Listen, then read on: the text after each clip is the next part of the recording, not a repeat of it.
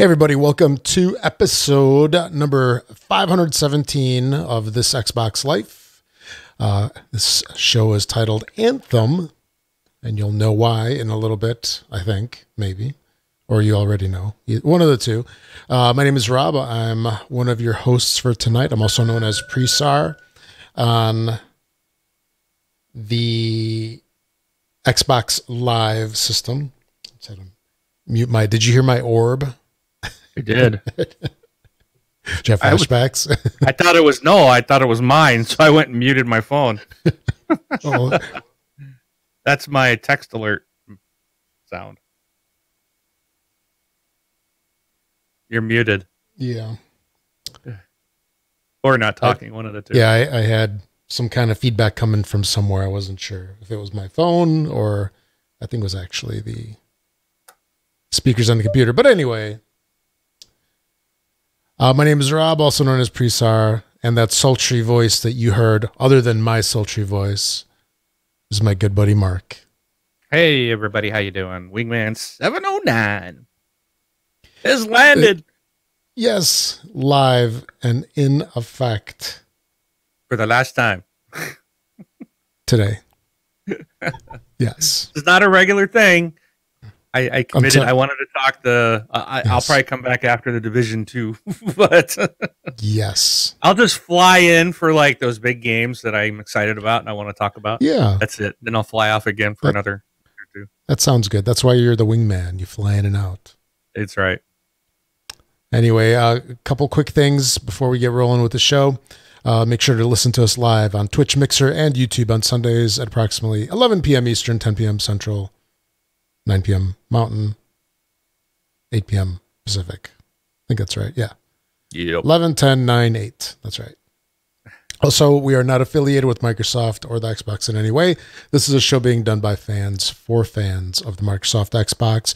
The views and opinions expressed on this show do not necessarily reflect those of Microsoft. Well, we can probably pretty much say that they do not, since they're not involved. But anyway, before we get on with the meat of the show, what have you been playing, Mark? Well, of course, as you know, greatest game of all time, Gems of War. Been playing that as usual. What level are you on now? Like 200 something? Oh gosh, no. I think I'm approaching. I think I'm in the 300s. Oh wow! I mean, look, I've got it up here. I'd have to finish this round before I could tell you. It's high up there. So wait. I'm way past 250. I know that. I think I'm working towards that level 500. Oh wow! Achievement. So did they ever? I think I'm in the 300s. Did they ever do it so you can like play the same game across multiple systems, or is it still separate? No, it's separate. That kind of stinks. So, but yeah, still playing that. Played. I didn't get a lot of time this week for Apex Legends, but I want to play Apex Legends, which is really interesting. So again, like I think I said last week, I was really into watching people play PUBG, but I didn't like to play it. yeah. I did enjoy Fortnite, but I didn't like the building part of it. Blackout is really fun. I really liked that, but I never really played it because I was so hooked on the multiplayer. But anytime if I could get a group of people to play Blackout, I'd happily jump in. But Apex Legends, man, this one is like, I want to play it and I really enjoy playing it. So I've just had so much other stuff that's popped up this week, but I did play some of that. I did complete the campaign for Crackdown 3. Oh, wow. I got a lot of orbs still to find and little miscellaneous stuff, but I did complete the main campaign. So further, I've had some talks with some people this week about it, and I know I talked a lot about it last week. The game is a lot of fun. It really is. It's getting mediocre reviews, I guess I would say. Yeah. And I really myself personally don't feel that those reviews are warranted, but I can understand where some of it's coming from. What do you mean? Well, the story is forgettable. I really remember the first story. Like this one I just played, and I'm like, I don't know, some evil corporation. You're just kind of doing like it's a generic game, right? On the story, it's a generic story. It doesn't matter because all I care about is going in and shooting anybody that's bad, blowing stuff up, making big explosions, getting orbs, powering myself up. There's that type of stuff is there, and that's all I want from Crackdown. So for me, or for anybody that loves Crackdown 1, they're gonna love this game. So if you enjoyed that game and are going, wow, this thing's only getting a 5 or a 4 or a 6, ignore that. Because if you love the first game, you're going to love this one. It has all that, with the exception of the story. I think the story's kind of stupid and lame. But it doesn't, I really feel like in this case, it doesn't matter because that's not what Crackdown about. Crackdown's not about a story. It's about over-the-top explosions and jumping buildings and leaping far distances and just crazy explosions. And that fun is still there. So I think, like myself, I would give it a 7. That's what I give it on a scale of 1 to 10. It's definitely not a 10. And I'm a huge fan of the game. And yes, I hope they start development on Crackdown 4. I mean, I would love to see Crackdown 4. So, but the multiplayer is lame. It's not even, it's useless. I don't understand why they even did it. But really, the wrecking zone, I don't really care for really? it. It's boring. Really, there's nothing there. Really, once you've played one match, that's it. I guess there's like 3 maps. I've only seen one, which was the one on the tech test. So I'm not even sure what the others are. But there's really, there's really not much to it. It's very generic stuff that, and again, I think that they're doing this because that's where all that cloud stuff is at. And so it's a good testing bed for them, but it's like not a tech demo.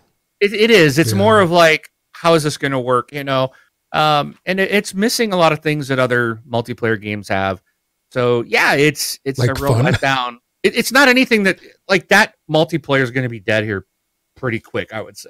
Oh wow. Because there's just not much to it. But again, that's not, for me, that's not what Crackdown is about. Crackdown is about the campaign, maybe going in and doing co-op with a friend.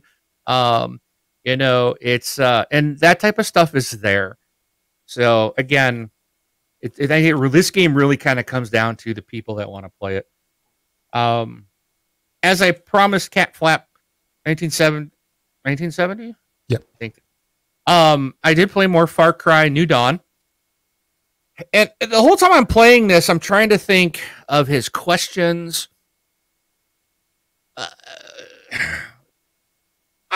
Is it a reskinning? Yes, it is, because it's the same map. However, it's not a typical reskinning of what you normally would see. Like, okay, they've just changed the building to look different or something. Older, more beat up. Yeah, it's not like that. I mean, the landscape is completely changed. Like, you'll go up to an area like, oh, I know where I'm at. Like, I was at the Rye and Sons Aviation, I think it's what it's called. It's like this little dude and his family and his wife and kid, and it's like a little airport where he does like crop dusting and stuff. I didn't even realize I was at that place, and all of a sudden I turned around and Son said something about that, and I turned around and I looked and I was like, oh, wait a minute. I know what this is. You know, they have done like the hangars are barely sticking out over the ground has like absorbed them. Like the terrain has like completely changed. Vegetation has just come, like there's lots of colorful flowers everywhere. And it's so you recognize places, but it is not an actual reskinning. So it's not what you would think of typically. Is it just been reskinned? It's the same map completely redone would be the way I would say it. So I don't necessarily, it's like there's parts of it that have that familiarity and you're kind of like, oh yeah, I'm here. But for the majority of the time, it feels like brand new area. You know, wouldn't you say that that's what it's like in real life? Like, you know, you go back to your childhood home after not being there for like 20, 30, 40 years. You know, it's different. The storefronts are different. Some buildings are gone. There's new ones. Yep. And is it like that kind of? No, but the thing is uh, like like the buildings that were there are partially buried, or you can no longer access them because of this nuclear blast that went off in the game prior to it. Right. So it's not a duplication of the Far Cry 5 game, but so it feels new yet familiar. So I think they did an awesome job because you don't feel like you're playing like in Crackdown 1 to Crackdown 2, you were playing in the same city, but in the second one they just kind of just damaged some of the buildings and all that. But it was like, okay, you felt like you were just doing everything repeat. This doesn't. This does not feel that way. And I got to say, they did an awesome job of making it feel familiar, but completely different. Also, there's a lot of different gameplay things that they've done in this game that did not exist in Far Cry 5. So, for example, once you get to Hope County, you got this town, I think it's called Prosperity. There's this little town, and you have to level up. Everything's like level 0. So like your aviation, your garage, your infirmary, your cartography, your healing garden, your the base itself, all those things have to be leveled up by you going out and getting ethanol fuel in the world. And there's different ways of doing that. And then those things will unlock different abilities. So like when I unlocked or I leveled up the helicopter area, it's expeditions. So now I can go over there and say, send me on an expedition. And it basically, he choppers you in. And I've done one so far, and it was a lot of fun. So it drops me off outside of this. This was a big cargo ship. And I had to go into this cargo ship full of bad guys, retrieve a package, get out, and then get to the extraction zone and then hold off until the helicopter came back to get me. And it was like, that was not in the original game. Like, this is a completely, and I can keep doing those types of things. And you get kind of bigger rewards and stuff like that if you can do it. And it was fun because, like, you can try to sit back and snipe. You can run in guns a-blazing. You can, you know, it offers a really fun variety in the gameplay. You can also, what's neat is when you take over an enemy fortress, or I can't think of what like an outpost.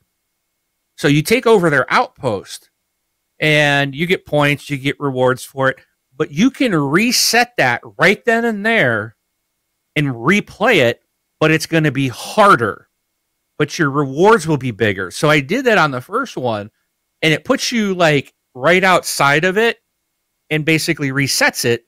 And then I got to go in, and they have more guys come in, heavier armored guys, like vehicles and choppers will come in, which weren't there in the first time.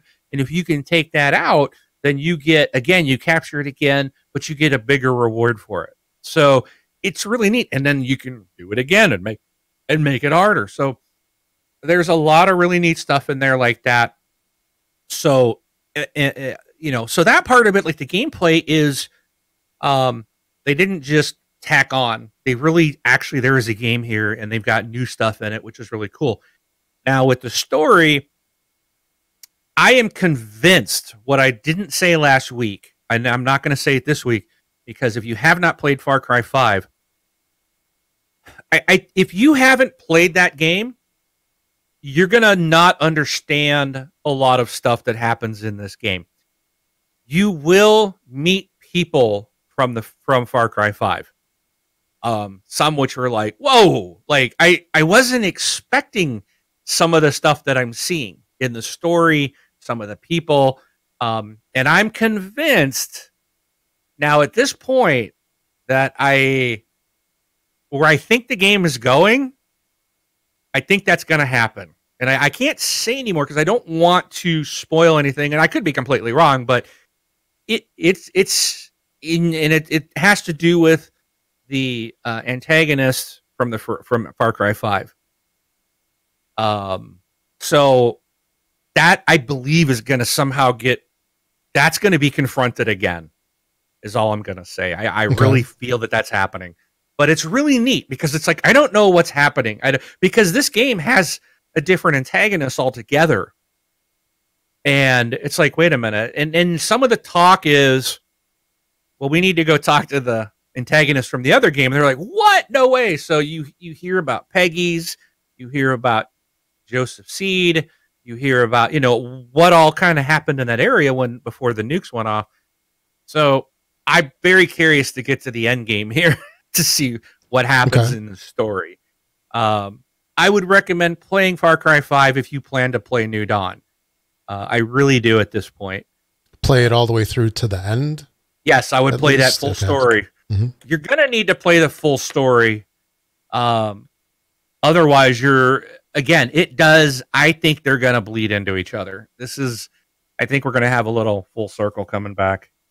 So, would you say that they made the game in such a way where you don't necessarily need to have played the first one, but to get the maximum of the explanations as to what's going on, you should have? In other words, it'll make a lot more sense, but you can still enjoy it.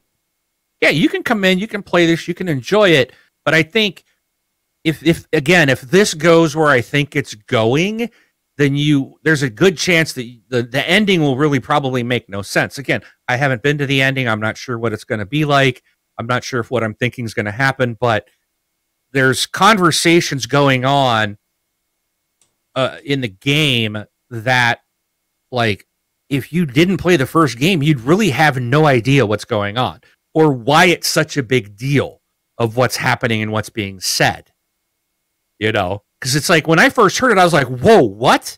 Like no way.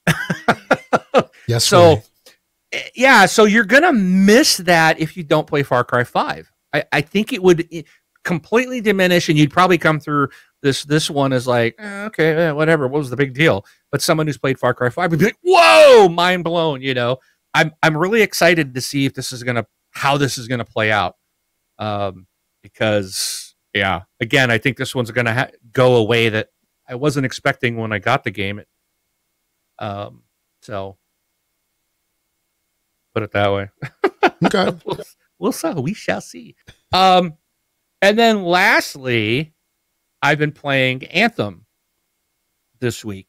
So started playing that Thursday night at 9 p.m. my time. I love living in the Pacific Coast. I get all these new games at 9 o'clock. Don't have to wait till midnight. Oh, nice. It's very awesome. Nice.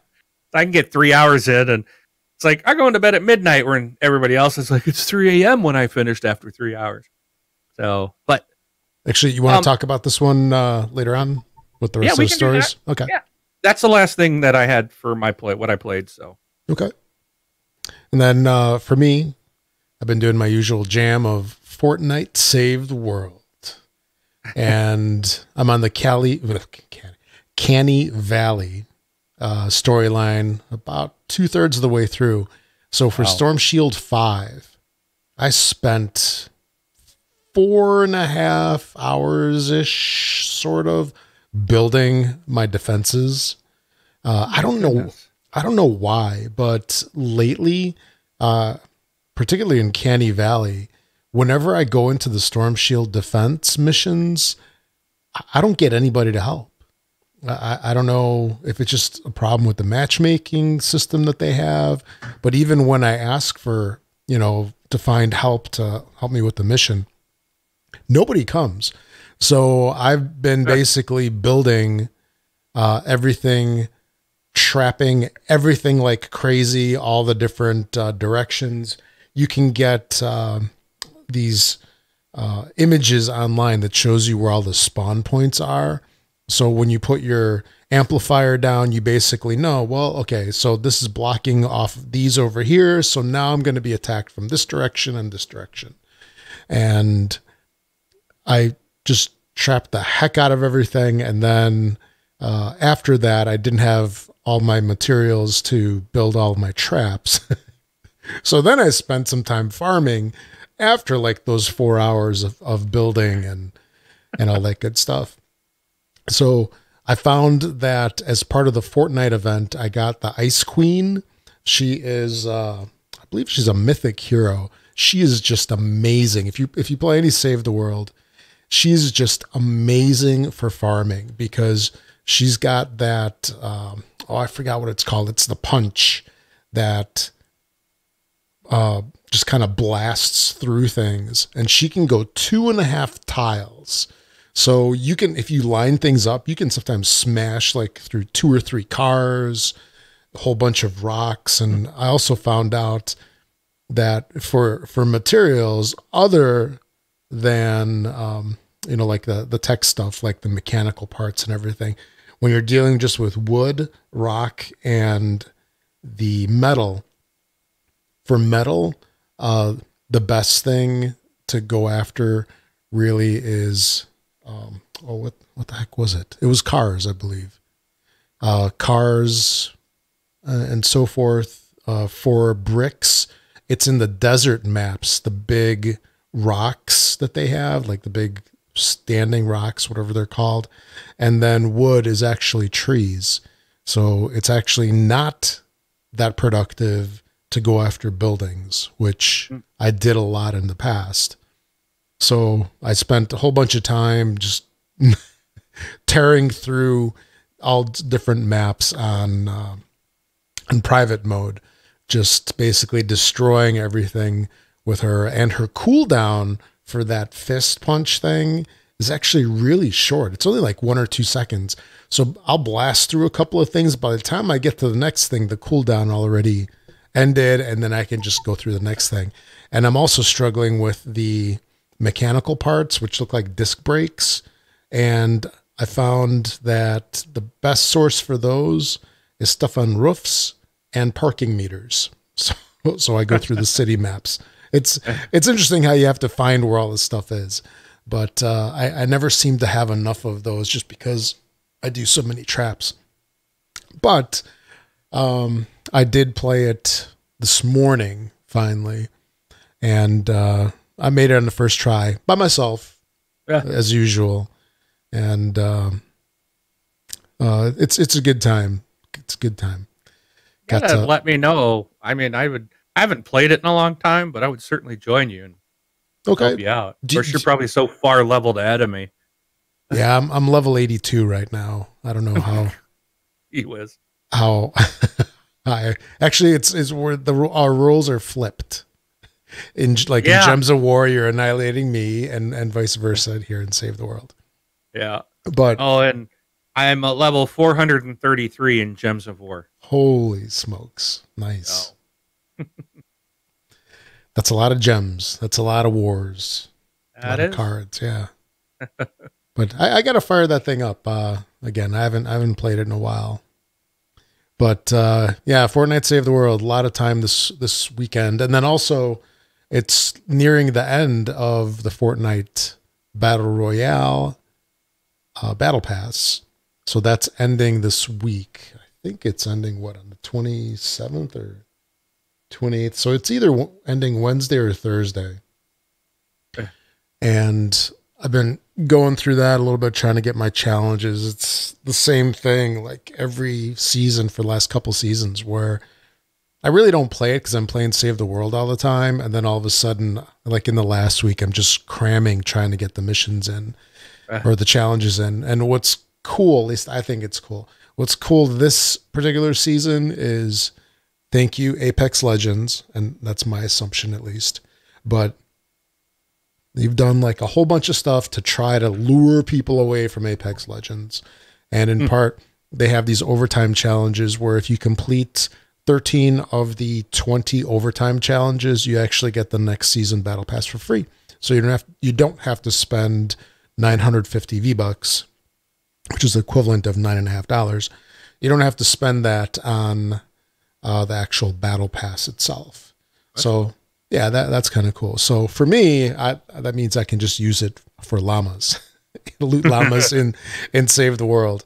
And another thing that I've been doing is, so I really don't like to buy the llamas unless they're the super people llamas. So super people llamas are the ones that have survivors in them, and that's how you level up.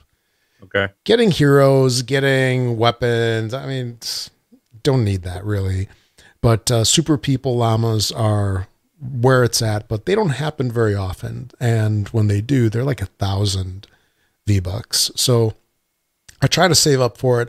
But what they did, and I don't know if you know this, Mark, but you know, like that whole controversy with the loot crates, for example, that what Battlefront 2. I keep wanting to say Battlefield for some reason, but yeah, Battlefront 2 had all the loot crates. You know, it's pay to win, gambling, all that stuff. So what Fortnite Save the World did, man, it's probably with 4 weeks ago or so, somewhere right within the last 2 months. What they did is they had an update where you have X-ray llamas. So the llamas that you buy, which are typically upgrade for 50 V-Bucks and then whatever the special one is of the day, you can actually see what's in them, which is nice. So you can actually see, like, okay, for my 50 V-Bucks, is this thing going to be trash or is this going to be actually worth it? And you can actually see if it's going to be a regular, a silver, or a legendary. And that's awesome. So if I usually look at them every night, and then if that 50 V-Buck one, which is like 50 cents, if that one is a legendary, I look to see what's in there, especially if there's a survivor, and then I pick it up. And then if the next one's a legendary, I'll grab that one too. And then if it's not legendary, I don't bother with it, because all I'm looking for is legendary level survivors. And hey, if there's a good weapon in there that I can throw in a collection book, that's awesome as well. But yeah, it's kind of cool that you can actually see what's in there, and it makes it almost more interesting to look like, oh, what's in the crate or what's in the loot llamas tonight. And it's like, nothing worthwhile. Wait till tomorrow. Boo. But yeah, so Fortnite still rolling along, and yeah, if you want to join, that'd be awesome. Be fun. Yeah, just let me know, dude, when you want to play it. I'll hop on and play it. Cool. Sounds good. And if my youngest son ever gets his electronics back, he'd join us too. Oh yeah, nice. I was laughing today. You saw the video, right? Yeah. Why don't you talk about that? That was cool.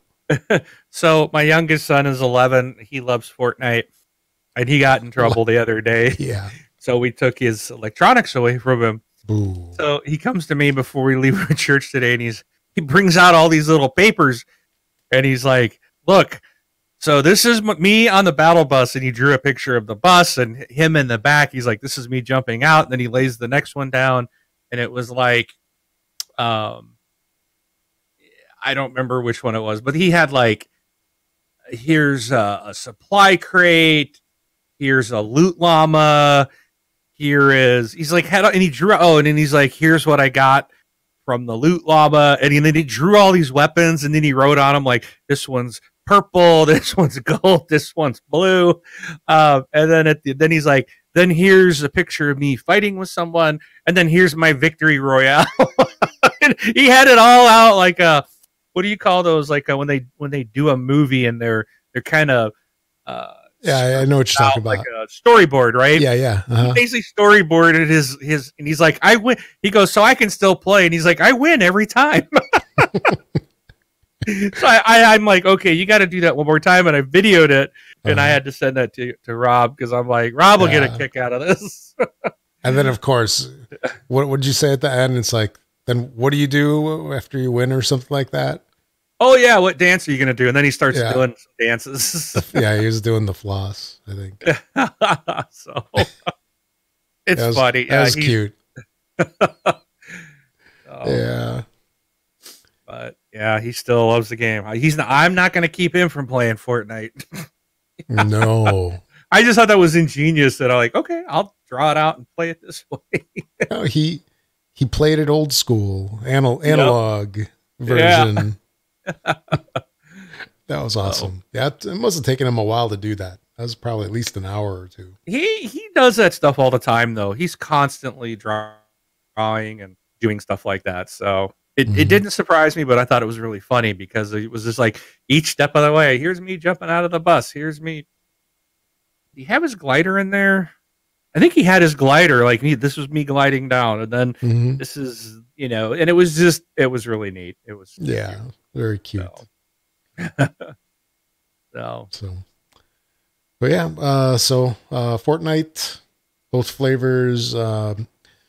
Started playing Toon Blast after we were talking about it last week, and is our group full now? oh, all I know is there's a bunch of people from TXL that like Toon Blast and don't want to admit it, because like this group's been open for a while, and then like my daughter was the only one that got in, and then it was just her and I, and then let me see, team, we have one more space. It is filled up since last week. Yeah, And I don't know who I'm assuming these people are from this group because it's I know the Rob's in there. I see you in there. So and we are not at the top of the leaderboard there. oh gosh, no. Not even close. I'm a level 101. The top person is a level 769. Wow. So yeah. I'm not gonna get there anytime. That's a lot of games, that's for sure. So yeah, what's weird is when I play that game, it's like I don't want to use any of the power-ups or anything. I don't know why. It just I feel like I'm wasting them and I need to save them. Yeah. So I'll keep playing the level over and over. But I mean, most of them, at least so far, they're not super hard or anything. And you can wait. Yeah, you can usually get them like first try or two, but they get worse. That ends pretty soon. Okay. So they make them easy just to draw you in. Yes. To set like the every hook. Other one of the games. To set the hook, and then you're done. Buy that first little pack to get you through, and yeah. Before you know it, you're buying another one and another one. Mm-hmm.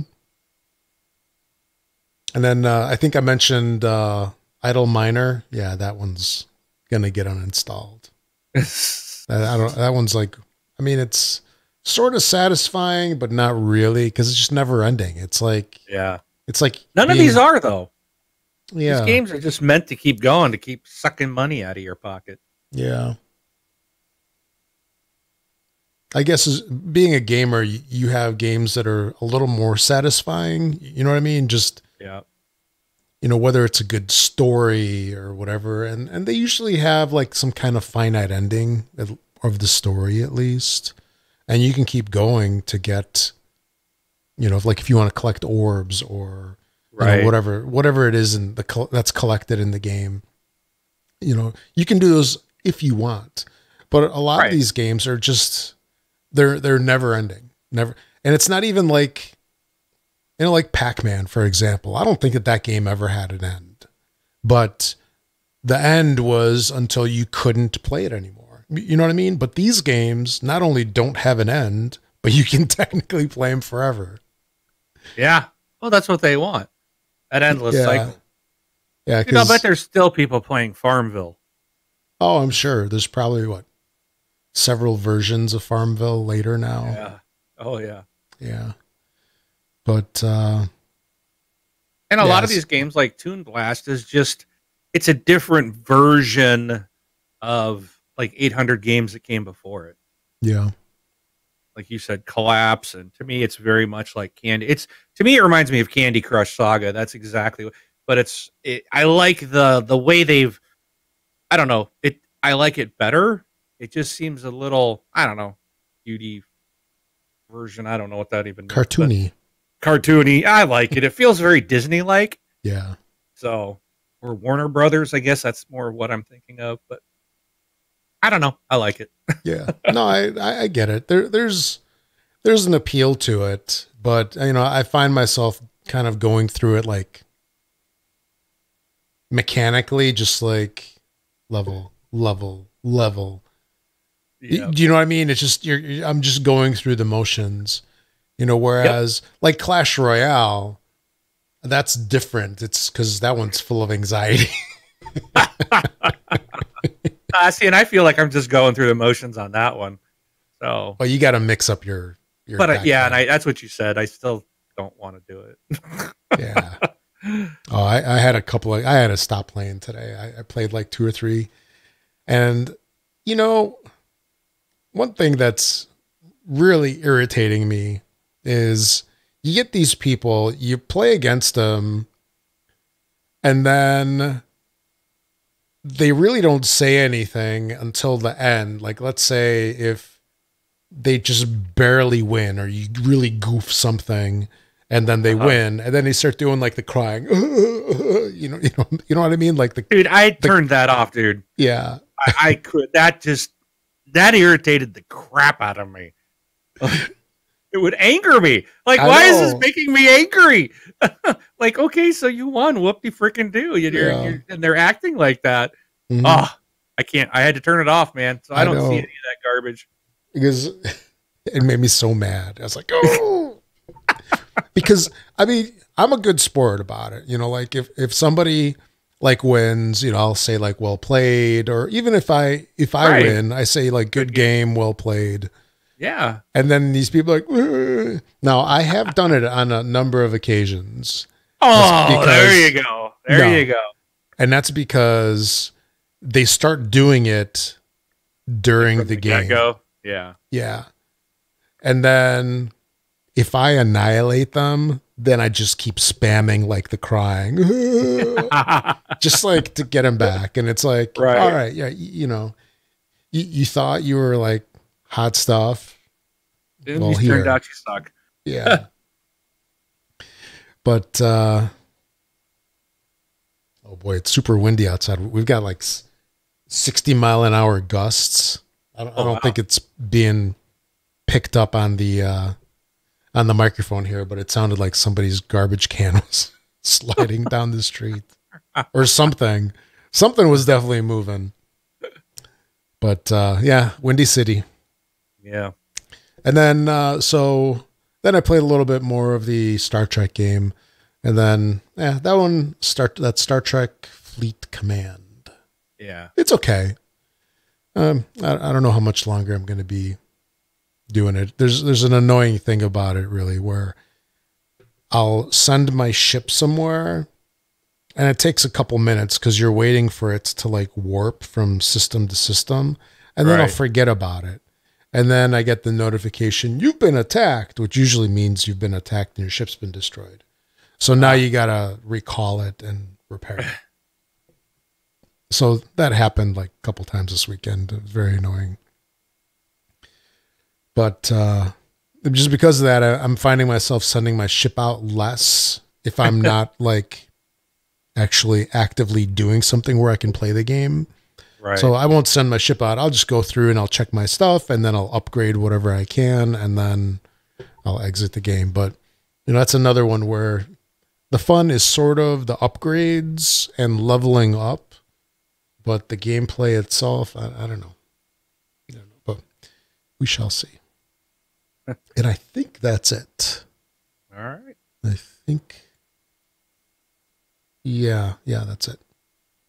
All right. Is there like a clan or a group or a team in that Star Trek game? Yeah, it's they're called alliances. Did you create one? Yeah, I think I did. Let me just double check here. Maybe I'll have to. Don't say it if you did, because it might fill up before I can get on. I've been looking at that game, thinking about trying it. It's. I like Star Trek. Yeah, I do too, and the cool thing about the game is it's mission based. I think that's probably the best way I can describe it, where you level your stuff up, you build ships, and then you get missions like go to this star system and defeat this captain. And then you claim rewards, or you go over here and then you talk to these people and then they'll send you somewhere else. So some missions are chained, like there's 4 parts to them. Yeah. But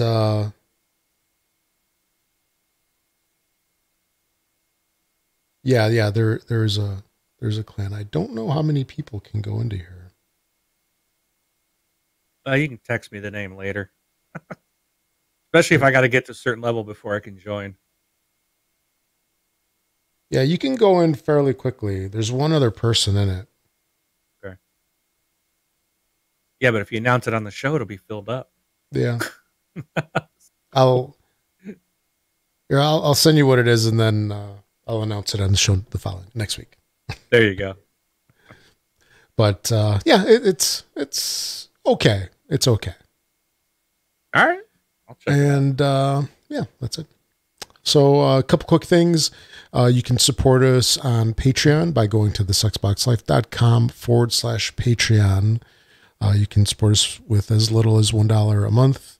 Any little bit that you can send our way to help defray costs of the show is greatly appreciated, but of course, never required. And if you get something out of the show or the community, consider doing a Patreon thing, whatever you want to call it. Patronize us on Patreon? No. Patronize. Yes. Become a patron. Yes, become a patron. And then also you can leave us a tip at thisxboxlife.com/donate. Also, make sure to, how do they say that? Subscribe, like, and there's a third thing that everybody always says on YouTube. So you can subscribe to us on Twitch, Mixer, and YouTube. Follow. So follow, subscribe, like, I don't know. And then do whatever.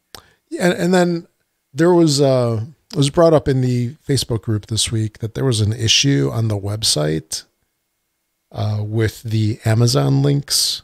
And I think that's corrected. I don't know exactly what's going on, if it's a WordPress thing or a web host thing, but the code for the sites was there, or for the Amazon affiliate links, it was there, but for some reason it wasn't displaying.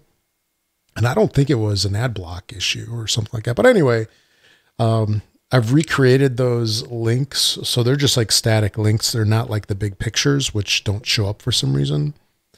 But those are working if you try to get to those and then they weren't working.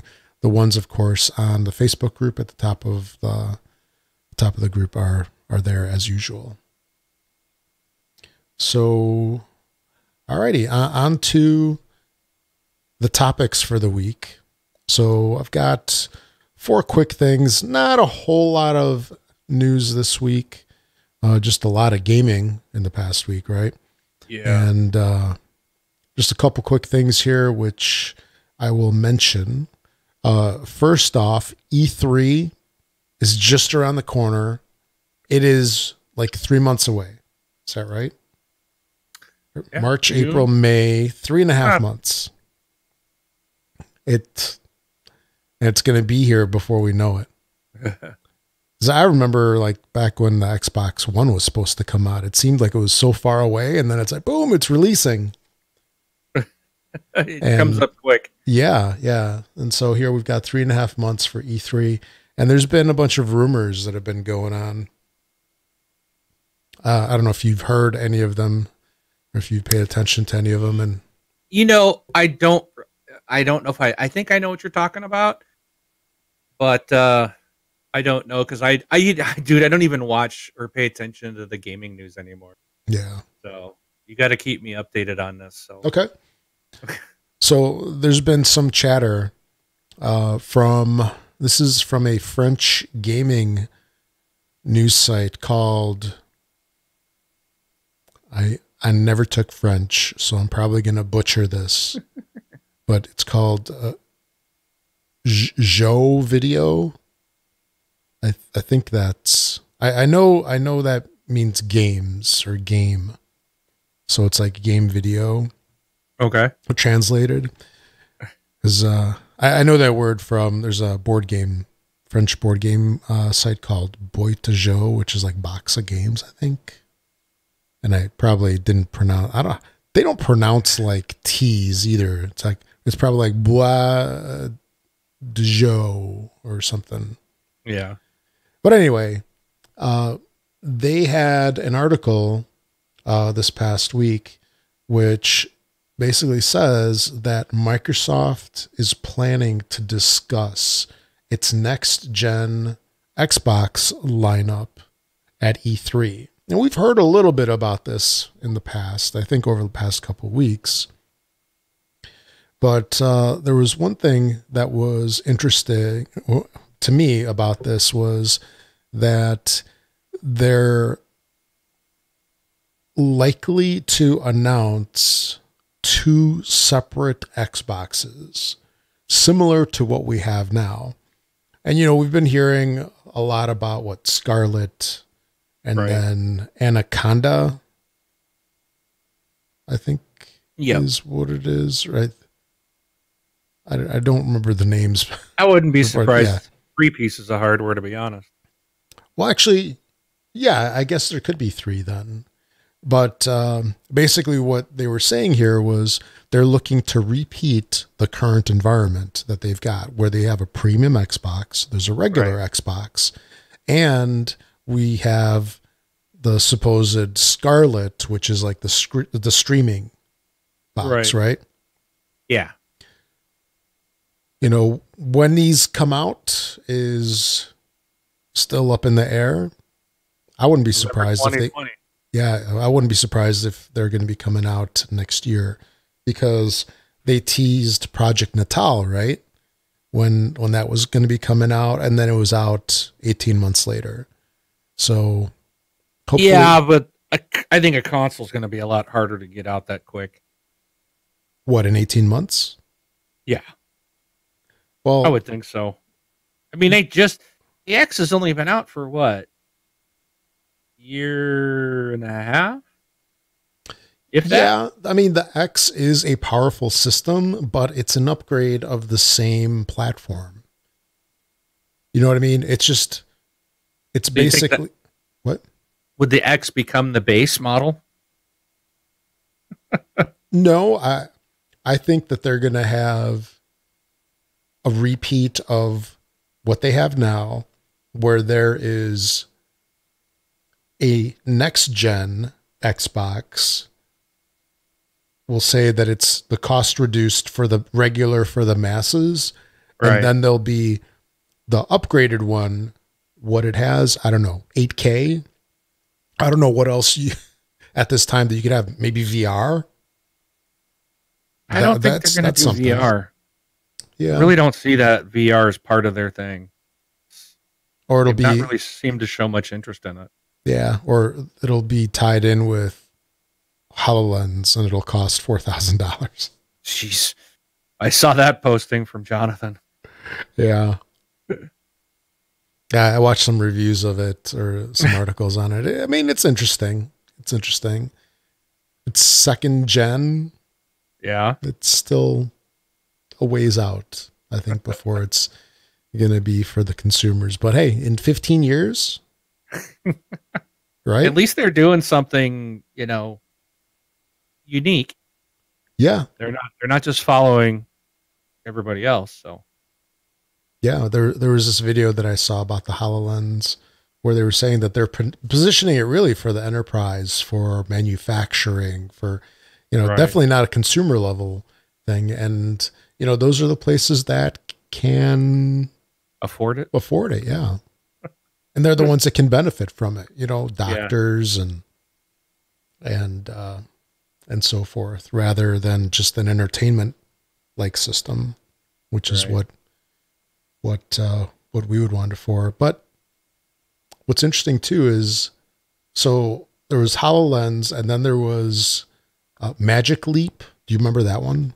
Yeah, I've heard of that. Yeah, that's the revolutionary supposed VR system that still has to, it's still not released. And I wonder if they're just going to kind of go away. You know what I mean? It's like vaporware, never released. Could be. And then, the likes of Microsoft and stuff like that, they just trounce them. Who knows? But anyway. Them in their place. Yeah. These little fish. Get back in the pond. Yep. But so hopefully we'll get some inkling of what they're going to be coming out with here in what, 3.5 months approximately. Yeah. And then there was also, I originally wasn't going to talk about this, but this is probably the thing that you had heard. Yeah. about the Nintendo news, right? Yes. Yes. Yeah. So that's kind of interesting where supposedly Microsoft is hooking up with Nintendo and potentially bringing Xbox Live and other things maybe to the Switch. Because, Well, yeah, it was. Well, we talked about Xbox Live coming. Didn't we talk about that last week? Or you had mentioned it a week or two ago? yeah, I talked So, about it. yeah, the Live is really not the big deal, but like the newest rumor is streaming of games, Xbox games, to your Switch. Mm-hmm. And that's what originally, when I heard the news about the Xbox Live, I was thinking, yes, streaming games coming to it. And then it was like, no, we're talking about your friends list, your messages, your Xbox Live, but not gaming. And now they're talking about streaming games to that device, which makes sense because that's what Phil Spencer was talking about a long time ago. The game, you play Xbox games on the device that you want to. Right. Like, I do expect eventually to see these on iPads and phones. And that's because that's what they've talked about. So being able to play my Xbox games on the Switch when I'm traveling is awesome idea. I love that idea. Oh, yeah. And understanding you have to have a good Wi-Fi connection though, because it is streaming. Oh yeah. So, now I hope it happens. Yeah, I was actually just talking with my son about this yesterday. And, the kiddos, they all love the Switch. Not necessarily to play typical Switch games, but usually just to play Fortnite. Yeah. It's another way to play Fortnite. Gosh, I know. But one thing I was mentioning about it, and the thing that I foresee with this is that, for years, we had been clamoring to have some kind of Microsoft handheld so we can do gaming on the go. And, they gave us some games that you can play on, various systems. Like, on a laptop, you can play those games and get your, like that Treasure Hunt. Was that it? It's like the Boulder Dash looking game. Yeah. Yeah. So you can get some points and stuff like that. I mean, but it still wasn't Xbox, right? And right. We'd heard bits and pieces and, nothing ever came from a mobile system, or a handheld system. And Microsoft probably won't develop their own system just because it's probably not going to pay off. Yeah, I don't think it will. Yeah. Even Sony's not. I don't think they even make theirs anymore. Right. Nintendo's the only ones that can make a handheld gaming system. Oh, absolutely. Yeah, they had the PSP and the Vita, which I mean, the PSP was awesome at the time. The Vita, I don't know how that one did. Yeah. But like you said, Nintendo, whether or not it's the games that sell the systems or the actual hardware. Actually, no, the hardware's kind of weak in the past. And even the Switch, it can't compete per se with systems like the Xbox and the PS4. However, with this xCloud streaming service, if you can have it on any device, okay, if you have it on a PC, that's fine. You can hook up an Xbox controller, you have your monitor, you can have a good gaming experience. And maybe even with keyboard and mouse, I don't know. Right. Now, if you play it on Android phones, iOS devices, tablets, the thing that's going to suck is the controls. Yes. Because I cannot play with I've tried it. It's just total frustration of, doing like the thumbstick and the buttons on the screen. I just can't do that because I lose sight of where it's at. All of a sudden I'm in the middle of the screen with my thumb. Yep. And the thing about the Switch is that It's a nice sized screen. Yo. It's portable, and it has built-in Joy-Cons. Yeah. And that right there screams decent gaming experience. And or you can if it's all streaming, it doesn't matter what the hardware is. Exactly. So xCloud streams to this device, which is, I mean, I look at it because I've got the old, what's it called? The NVIDIA. Is that the taco phone? No, I've got the NVIDIA Shield tablet. Shield. Okay. My understanding is that the Switch is kind of like a Shield tablet equivalent with controls on it. And if you can have that level of power, that level of portability, and stream Xbox games to it, not have that frustration experience of playing on the screen, they don't need to make, Microsoft does not need to make a handheld. The Switch is it. And you can maybe do it on other systems too, if you want to have a different experience. Tablets and phones.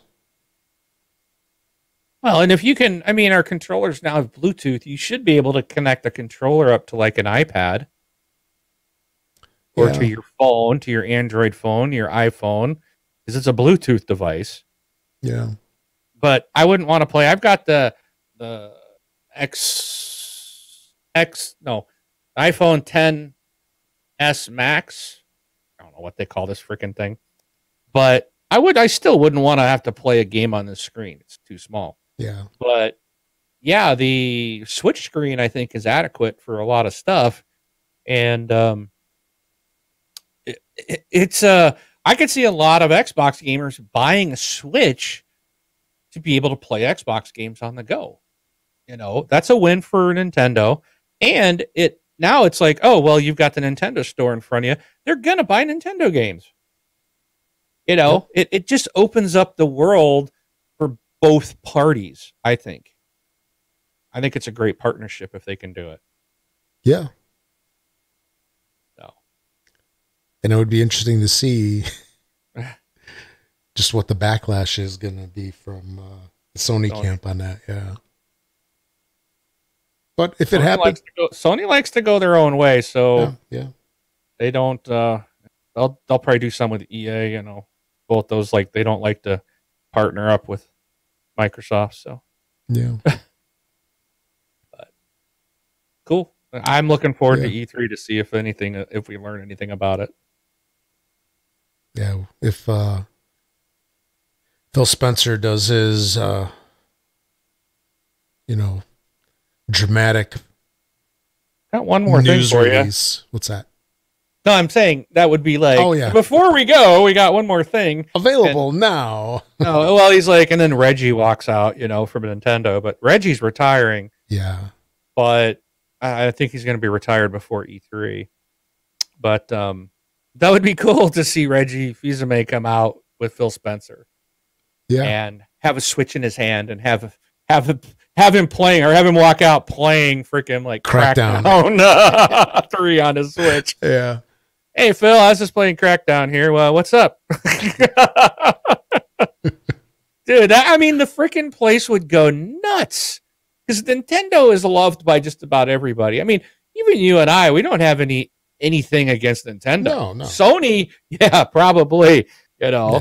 Well, but they're the ones that I'm like, I think they're dirty and they don't care about the gamers and they're always just screwing everybody over. And, it's, I don't necessarily I don't hate the system. I don't like the controller, but there are really good games on that system. But sure.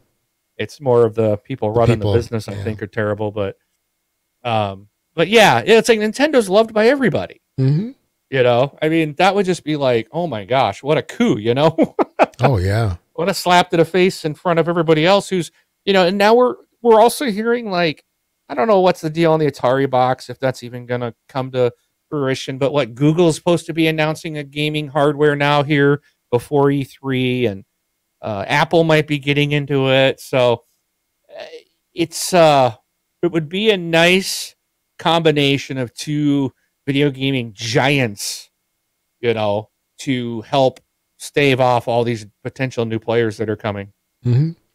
So, do you ever see the Xbox system replacing the store in Nintendo? I'm just curious because I know their stuff is kind of weak, like across the board. I don't think it would be that. I think it will be just simply you can download the Xbox. What is it called? What is that app? The Xbox app. I guess that's all it's called. Yeah. The Xbox app would be on there, and it would just you'd install that, and then you could purchase stuff through there, Xbox games and stuff through there. I don't think you'll see Xbox games in the Nintendo store, and I think the only thing you'd see would be an Xbox app, period, and then you'd run everything Xbox related through that app. Would be my guess, because it's still a Nintendo platform. It's still theirs. Right. That's it. We're just saying, hey, can we put an app on there and allow people to stream stuff through it as if it was like Netflix? Think of it that way. Yeah. It would be like a Netflix app or a YouTube app. So that's what I would imagine. Okay. So, but we'll see. So we shall see. A couple months away. 2-3 months. I'm wrong about every other E3 prediction, so I'm sure this won't come to fruition either. So, yeah. In fact, I'm saying it now. This is not going to happen. This is a dumb idea. People need to pull their head out of the butt. There's no way these two companies would do something like that. Grow up, people. There. So now it's guaranteed that it'll happen. Yeah. I want to be wrong that it doesn't happen. Yeah. So anyway. All right, moving on. Got a couple of games that went into back compat recently. We have Resident Evil Code Veronica X, which is back compat as of the 21st, I believe. This is a remake of an old Dreamcast game. I miss the Dreamcast. It was a really good system. And then also Lost Planet Extreme Condition, Lost Planet 2, and Lost Planet 3. So I remember those. Yeah. I really don't remember 3, but apparently there was. Yeah, I think that's the one I was playing with freaking E-Dog from Achievement Hounds. Was that the one that was like multiple discs? I remember it. I don't hit like two discs or something. Might possibly. Yeah. I just don't really remember. It was a long time ago. I just remember playing that game, and so. Well, now you can play it again on back compat. Never really cared for it. Yeah. Then there's a new build for the Insider program that added an interesting new feature. And after I saw this, I'm like, oh, wow, this makes sense that it's there, and it never was. It's one of those things where, 5 years later, it's like what took them so long to add this? And that's when you hold down the Xbox button, I know what you're gonna say. Yeah, it prompts you to turn your system off or turn off your controller or report a problem. Right. And the thing that was always missing was a restart. Yes.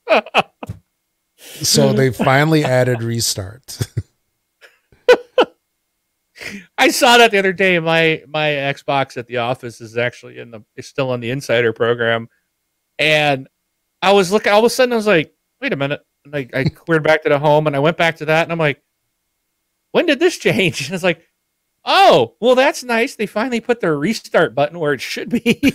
Yeah, because you always had to go into system and find it there, and it's just like, why isn't it just on the main page?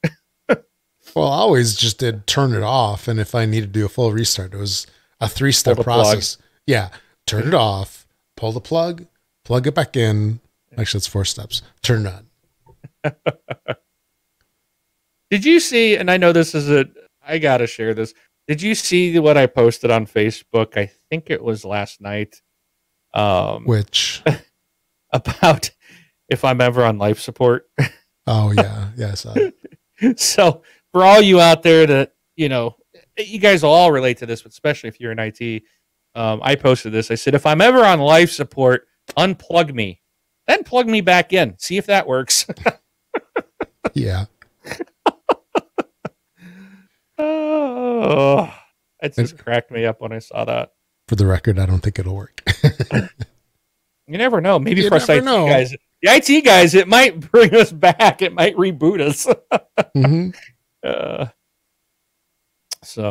But anyways. And then one other interesting thing here is I don't have, you've got actually I shouldn't say the name, an Amazon device. Yeah, I don't have them in this room, but yeah. Okay.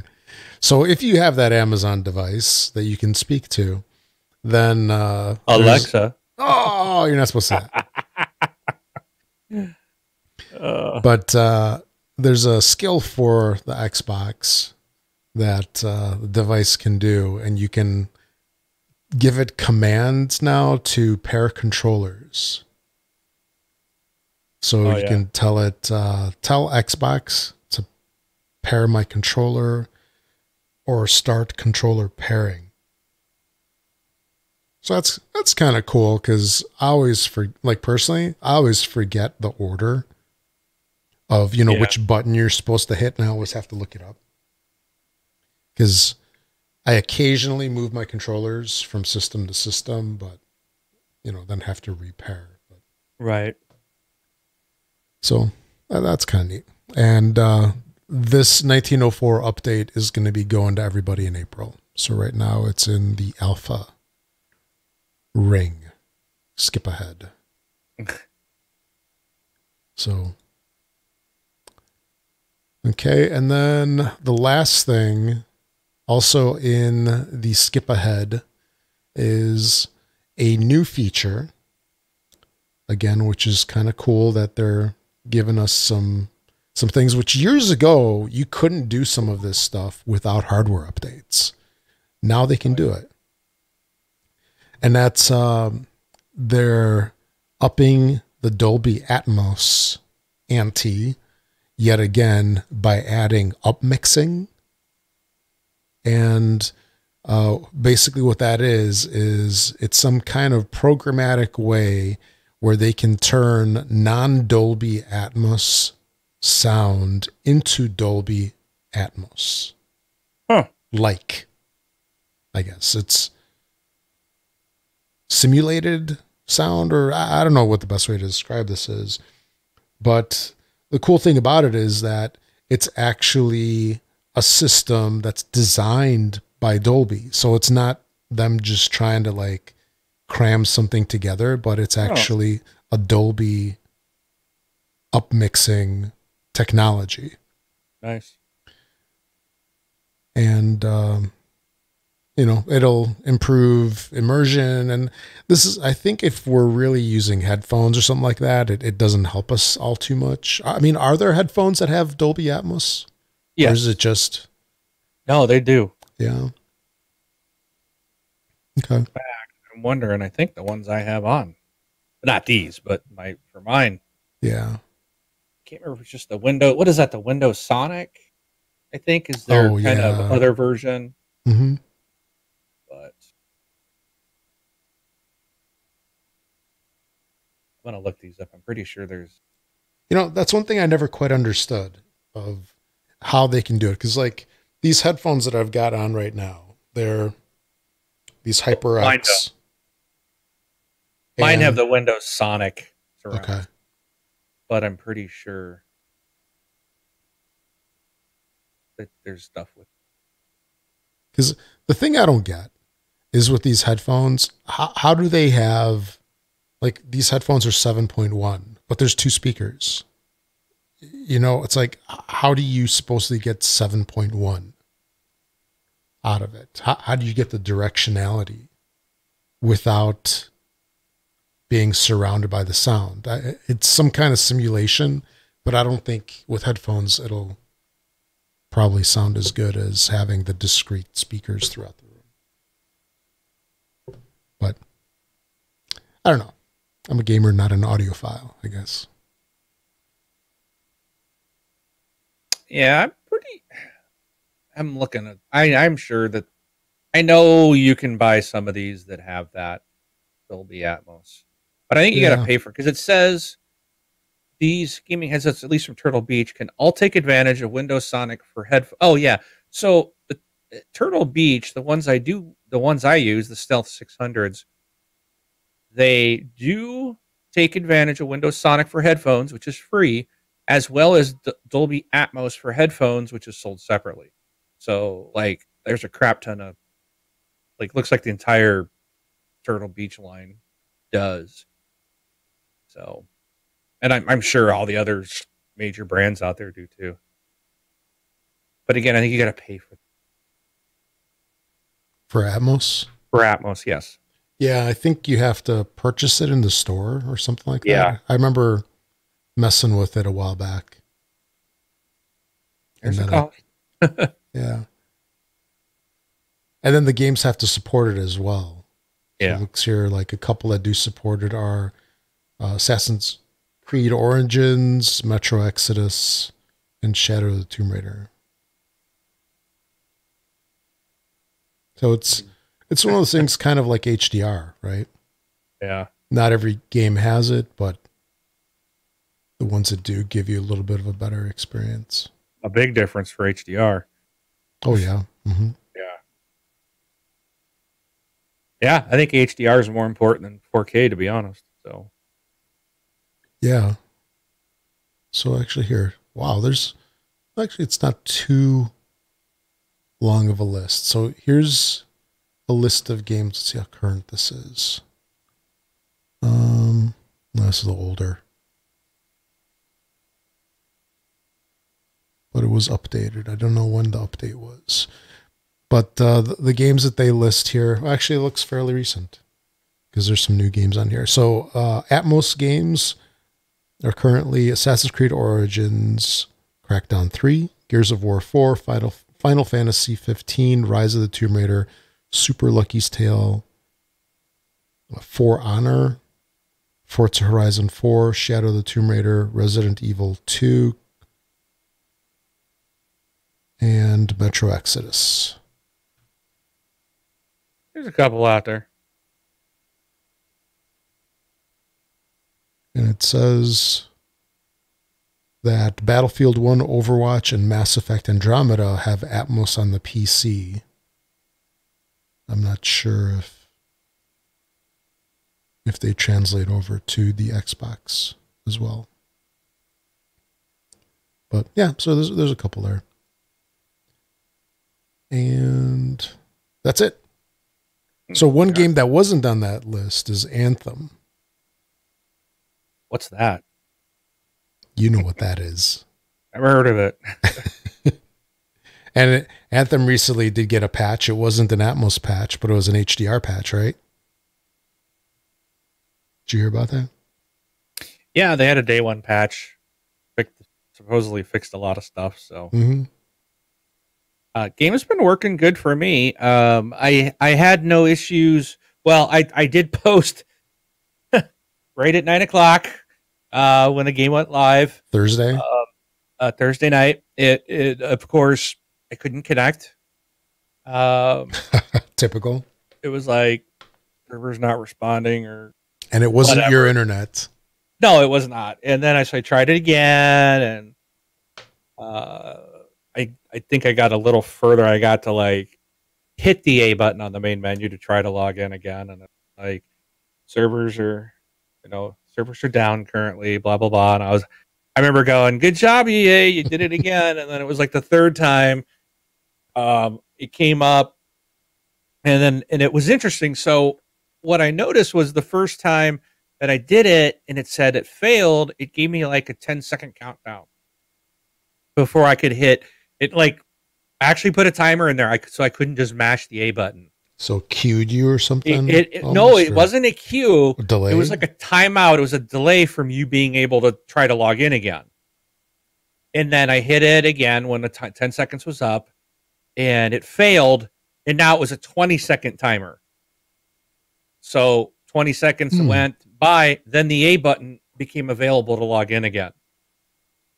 So it's like they're building it. So EA sucks so bad at server handling a launch on online games that they now have to build in this technique to stop people from trying to log in right away. Yeah, that's what this is. And I'm sure had it failed again, it would probably give me a 30-second wait before I could attempt to log in, because it was adding 10 seconds every time. Mm-hmm. And I'm like, I get it, but it's lousy. It's like, make your crap work, Yeah. But I did get in on my third attempt, and it did connect, and I was able to play, and I was fine like the rest of the night. The next day, Friday night, it was all kinds of messed up. Constant crashing, and I was hearing from everybody else too.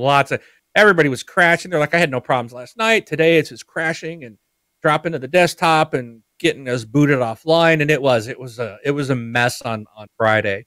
And then I played today several different times and had absolutely no problems. Yeah. Got in, stayed connected. I did get connection error messages, yet I stayed connected, which is really weird. It told me like tonight twice, you have no internet or whatever, yet I'm still on playing. Popping up messages saying you've lost your connection, and I'm still flying around with the guys talking on chat, and they were getting them too. Like, oh, it says I'm disconnected, but we were all still in the game and continued to play. So it's they definitely still have some issues going on, but the game I did get to play, so I've put in a little bit of time on it. Yeah, I got a little bit of time in today. I got it downloaded, and one thing that's, I don't know if it's just me, but they should make it so that if you were part of a demo or a beta, that it doesn't show up in your list, that you can like permanently remove it or something. Cause I know you're entitled to it in the system, but they should have it where it's like not relevant anymore and it just goes away. Do you know what I mean? It's like if you go into apps. Yeah, you can hide it. Yeah. But yeah, we shouldn't have to hide tech tests and betas, and demos that have long expired. Yes, exactly. Because you have to hide them on every system because it's unique to that system. Like, yeah, I hid the Anthem demo on the system downstairs, and then yesterday I'm like, I was looking at it in my to be in, can be installed, or I forget what the menu option is. And there it was. And it's like, okay, hide. And then you have to hide it again. It should be, you can have it like removed or put in some kind of, I don't want to see this list or something. I don't know. Right. But anyway, I got it installed yesterday and I didn't get a chance to play it until today. And so I pre-ordered this game, which I usually don't do. I usually don't pre-order games. I'll wait until release day and then get it, or get it a couple weeks later. And I was actually having second thoughts about it. I was like, man, I wish I didn't pre-order it, because I saw the purchase go through the other day. And I'm like, man, I should have just returned it and get it later when it's on sale or something. But when I started the game up and I started playing, there was no buyer's remorse anymore. Buyer's remorse left the building. And unfortunately, my true love, Fortnite, ruled my weekend, but the majority of the weekend. But I did get a little bit of time in with Anthem. And I got to say that I was playing on my S, not the X downstairs. And even on the S, the game is just gorgeous. I can't even imagine. Maybe after the show here, I'll run downstairs and check it out on the 4K TV with the HDR and everything. But the game is just amazing. So colorful. lush. Do you know what I mean? It's just Right. such a huge departure, I guess, from Fortnite. And the storyline is cool, and the experience. I mean, it is probably one of the better games that I've played in a long time.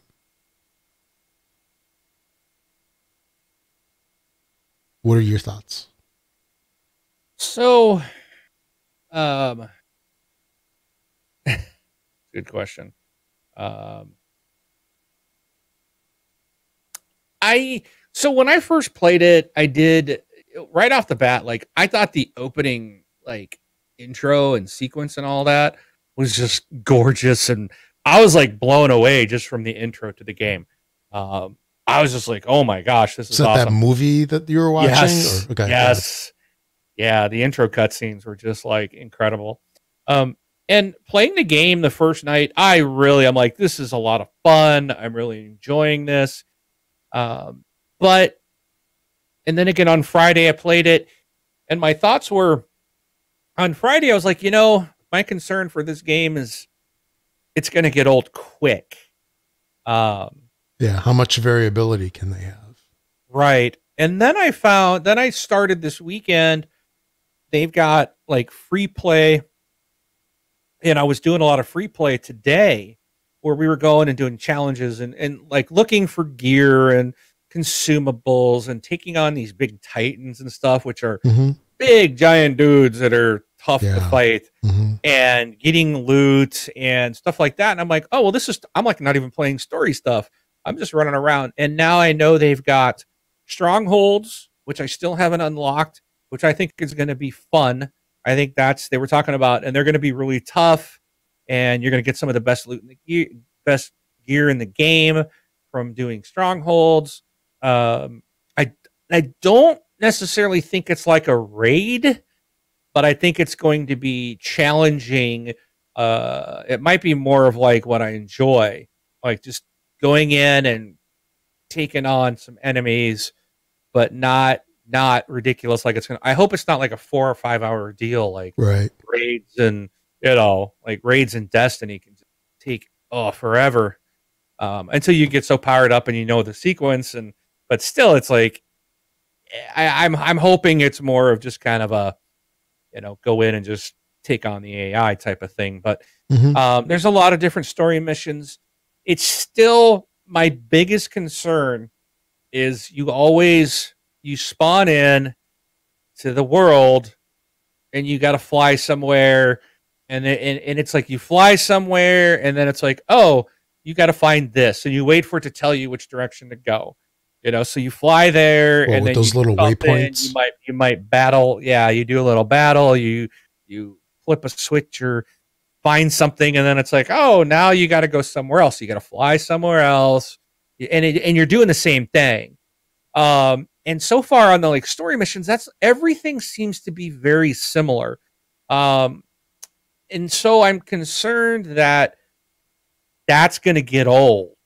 The combat's cool, the enemies are cool, everything looks neat. I love the powers. I'm playing as Storm, and I love the lightning. Just boom. And I gotta say, the audio in this game is outstanding. Just like when I drop a lightning storm from the sky, not only is it visually stunning, but the sound, like just, I love it. It's just like one of those things. Just like, yeah, and your guns all sound different, and the powers and the things that are happening. It's a gorgeous and beautiful. It's a gorgeous looking game. It's a gorgeous sounding game. It is absolutely incredible. But I am concerned about are all the missions going to be this way? Because it really feels like everything you go and do feels like it's the same. So tonight was really fun because I got to go and we were just flying around just killing enemies, which is neat that they have that free play. You can just kind of do that. And I did enjoy that. It was something different. So I might approach this game a little bit, not just trying to pound out the story, but just I think this is going to be one I want to sit back. I want to take my time, just do a little bit here and there. I know people that are freaking almost already, like Mojo Red. Like he was at a level 29 tonight. Yeah. Like, dang, dude. Carbide, I think, was 27. Like a lot of these guys that I was playing with are almost max level already. And I'm like, the game just came out. I'm like, I think I'm at level 12 right now. You do level up. Seems like you level up pretty quick. But I know that's probably going to slow down for me. And these guys have been playing a lot over this weekend where I just haven't put the time in. But I think this is going to be a really fun game. I don't know about the story, but the worlds are interesting too, because the one thing that's like, okay, you go here and it's like, okay, hit this button, fight some enemies, go over here, hit this button, fight some enemies. That's what I'm worried about, like the campaign and everything being just that kind of same sequence. But what's really cool is like when you're in a squad, and even when you're like, I go and just play by myself, but it puts me with 3 randoms. It's still like online, right? Cooperative. And I'm not even have to talk to these people, but everybody's going to the same thing because they're all doing this campaign. Right. So everybody's basically doing the same thing. And it doesn't matter if I don't have to run up and hit the button. Someone's going to do it. Right. And we're all of us are hearing it. As soon as someone hits it, we hear the dialogue, and, we're all fighting, and people are picking each other up, which is cool. And then we're moving on to the next section. Mm-hmm. And so you can play the game. If you don't have a group of friends, you can play with randoms. I've had a good experience with randoms. It hasn't been like anyone's left me or not picked me up. I've had very good people that I don't know are running over and picking you up to keep you in the fight, because this game is geared to have it for people. Right. I would not want to play this by myself. The game is not meant to be played that way. No, not at all. Yeah. I think it was Carbide. Yeah, Carbide was telling me today that he's done some stuff by himself, and he's like, you can do it, but it can be very frustrating, and it is hard. So, I would think you just get annihilated just because there's so many enemies. Yes. And you get surrounded. Yes. It's crazy. There's so many times I've died and I'm like, dude, I don't even know what hit me. Because just everything's exploding and there's so much going on. It's pure chaos. But it's fun. I do really like the game. I'm not trying to say it's bad. My only concern about it is a couple things. They got to fix the online to get that more smoothed out. Also, I just hope that it's not repetitive. But one other thing with the stories, the other thing I like about the campaign is, like, even as you're going through, I've seen so many different, like the last one I just did, I went underground. You're going through water and these big caverns, and then you pop out somewhere else and you're battling other stuff. And it's the environment and the world. There seems to be a ton there. Like, I think we've only scratched the surface of how big this area is. Oh yeah. And in the world of Anthem. So yeah, it's gorgeous game. And it's fun to play. It really is fun to play. So yeah, I think out of like all the games that probably came out within the last year or two, it has like the coolest take on flight. Do you know what I mean? Where, you're in this little cyborg suit, whatever you want to call it, Javelin. Your Iron Man suit. Yeah, your Iron Man suit, or your Hulkbuster if you're the Colossus.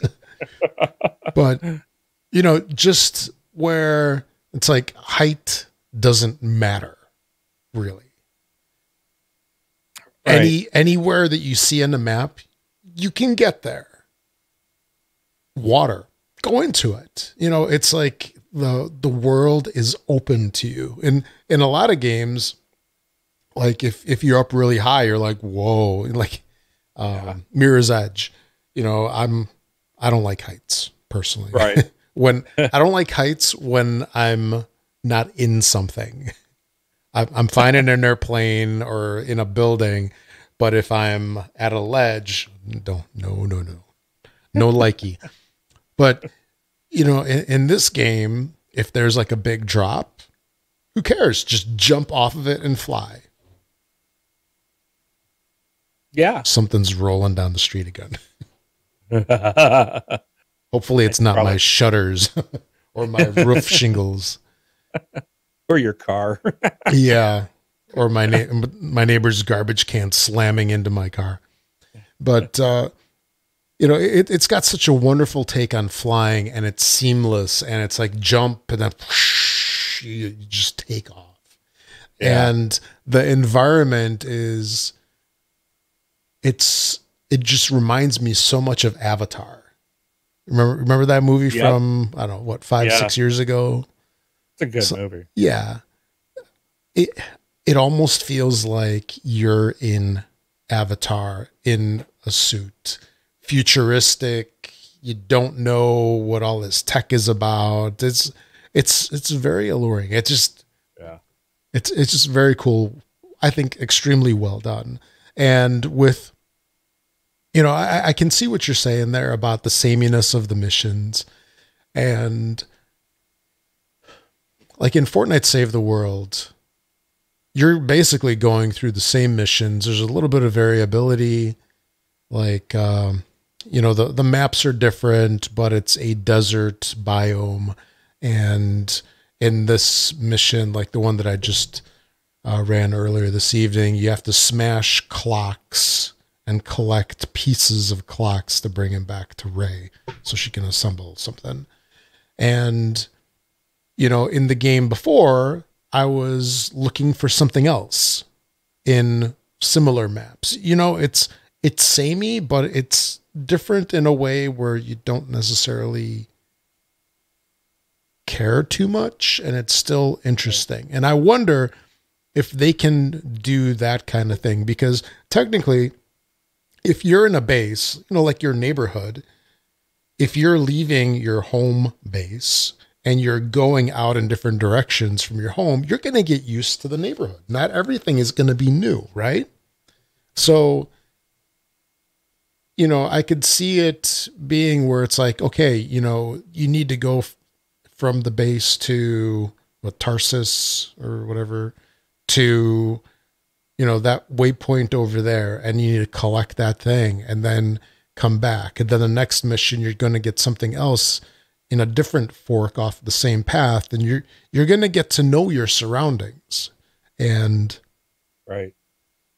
I would going through the same stuff, I think would be okay, just as long as they mix it up. So you're not going through the same mission all the time. Like picking up a widget over there by the waterfall. Then the next mission is pick up another widget by, that rock pile over there. That's not interesting.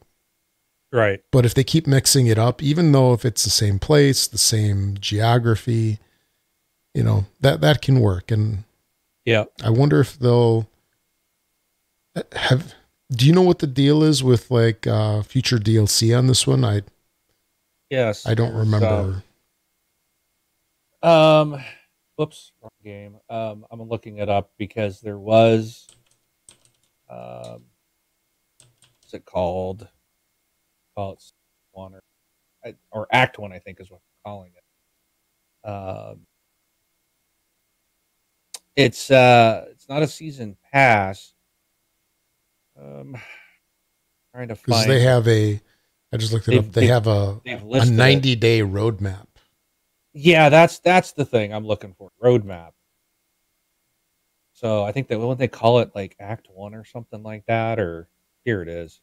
Yeah, so Act One, so the game launched February 22nd. Their first update is going to be called Evolving World. The second one is going to be Stronger Together. The third one is called The Cataclysm. They're going to introduce new events, something called Quality of Life, new rewards, expanded progression system, new strongholds, guilds and leaderboards, new missions, and then the final thing is the Cataclysm. And that's just Act 1, which starts March of this year. So I would imagine it's going to be March, April, and May. And then you got an Act 2. It shows Act 2, but we don't have any info on it. Yeah, I saw there's a post at IGN about it. I'm scared to open it because it'll start playing some video. Hey, welcome. This is welcome to Old Spice for Men or something. Yeah.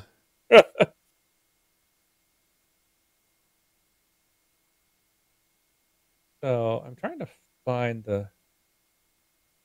Oh, that's a YouTube one.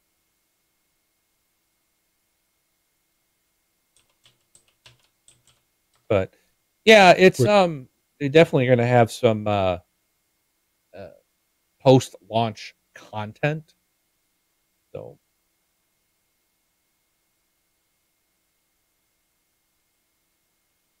are you looking Here, at yeah, I was looking it up.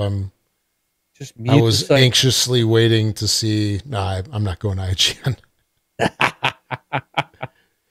I went to Polygon instead, and I'm like, okay, am I going to see a little speaker? But nothing so far. Yeah, so they offer, so BioWare offered a 3-month roadmap, and let's see, where was it? So the next 90 days form Anthem's first act, called Echoes of Reality.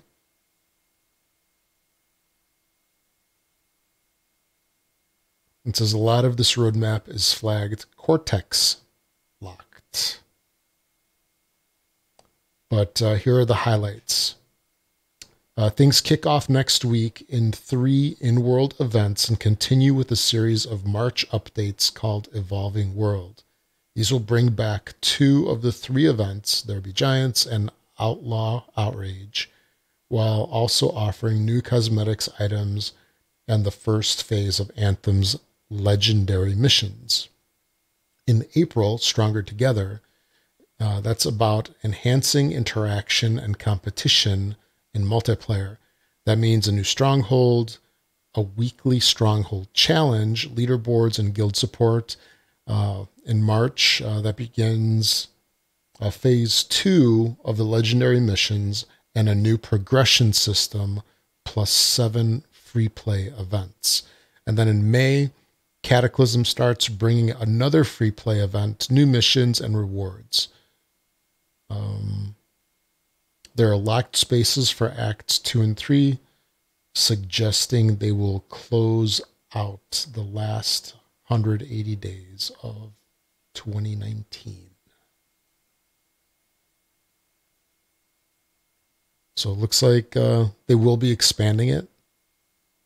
Yeah, quite a over bit. Over the course of time. And, now that I think about it,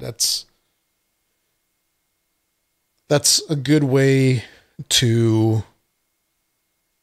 I'll say, draw out gameplay so that the people that just, put in an entire weekend into the game and then they're done, then you move on to something else, Here, they're giving you events, missions, and so forth, piecemeal, little by little, and it keeps you engaged over time. So I think that's a better way to enjoy the game. It's interesting. You said something about for those that have completed the game, they're going to start new content in March. I'm like, the game just came out and they're starting new content, in a week? I'm like, gee whiz. I don't think I'll be done with the story yet. So, yeah, I might fall way behind. I already felt behind. Everybody I was playing with tonight was like level, what were they? 351 power level. And I'm like, I got, I think, 120 tonight. I'm like, gee whiz. Slow. Yeah. So, I know the game's been out 3 days. I should have it completed. That's right. What kind of gamer are you? How dare I spend time with my family? I know, right? Rotten kids what? Keeping me from gaming? And taking away their games, too. That's it. I'm taking everything away. Grounding them to their rooms so I can be left alone to play video games. Yes. You take away their systems. You take away their systems so you can play them.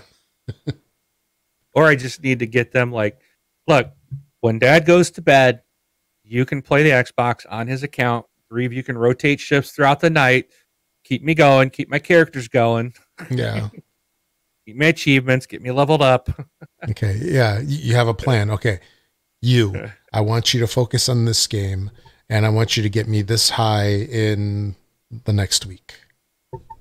Well, I got 3 kids. I could run them all in 8-hour shifts. Yeah. 24 hours. Exactly. So I'll think I can game all the time and just be sleeping. Yeah. And then you're going to surpass, what's that one guy? Stallion? Yeah. Yeah. You'll surpass him in gamer score. Oh, boy. Yeah. I'm a long ways behind him. Yeah. So anyway. Good game. So, I'm liking it. I'm really very happy right now. There's a lot to do, and it's like, Division's coming out the next, I think. Yeah, that's 3 weeks away though. I'm gonna need that time. I'm gonna need it. Yeah. Yeah, it launches on 15th, I think. Is that right? Yep, March 15th. So yeah, about 3 weeks to get Anthem to catch up. Before I dive in, before I fall behind in the division as well. So, and then I think I also pre-ordered Trials Rising. That's not something I need to terribly worried about, but that releases. Oh gosh, that's this week. That's this week. There's too many big releases this. It's been crazy. Like the last 4 weeks. We got for me, it's been Apex, Crackdown, Anthem, Trials, and the Division. I got 6 games that are going to be all released within 4 weeks. Like, whoa, this is not your normal winter, springtime release, which I'm not complaining. No. It's nice to have stuff, but wow, typically you have a ton of games in between, September to November, and then you're dead till next September. Or here it's been you have time to play, you mean? Time to catch up. September to November, we had October and November, December and January off, and then it's like, oh, here's February and March, and who knows what's coming in April. Mm-hmm. So, actually, no, December had Just Cause 4. So I had that to get me through. Yeah, it's just been boom, boom, boom, boom since last September. It's just been pretty much nonstop. So, and it's been crazy. And I mean, other people got Metro Exodus came out, and there's been a lot of other things that have come out this last week. So, yeah, crazy. Yeah. Well, whatever I don't get to now, I can get to in the summer. Yeah. It's not like the games are going to go away. No. They'll still be there. Just a matter of, I guess, with so many games coming out, it's really best to make your decisions based on if you're going to be playing with other people, just get the game that everybody's going to be playing at the same time. Single player games, hold off on those for when you have time, right? Right. So Division, you probably want to get when it comes out. Anthem, probably as well, right? Yup. I've got that. Yeah. Metro Exodus can wait, I think. Yeah. That one I'm not getting. I'm not a fan of those games. No? A little scary. But there's another game coming out. I won't mention it till we get there, but there's another one this week as well that I actually would want, but I've had to pass because there's so many things that are coming out. So it hit the point where I had to okay, I can't be buying everything. I was trying to see which one it probably was. So, well, I'll mention it when we get to it. Yeah. So, it'll be on your list. Yeah. I think you'll figure it out. I think I know, but we'll see. All right. Alrighty. So moving on to the community section. A couple quick things as usual. If you'd like to send a voicemail to us where we play it on the show, you can do that by going to thisxboxlife.com and click on the voicemail widget, which is on the right-hand side of the screen. And then click on that. You can leave a voice message up to 90 seconds in length.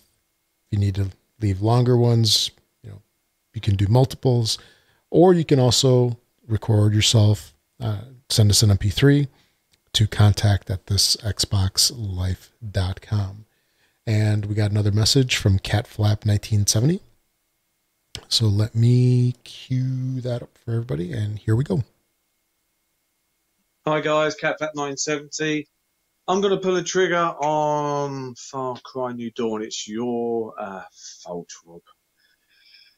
No, it's Wingman's. Yeah, it's definitely Wingman's. Do you know, the description you gave me was actually enough to lure me in to purchase the product. So, more money to that developer. I'm just going to go for it. So, that's going to put my gaming calendar slightly black. Red Dead 2, haven't played it yet, got the game.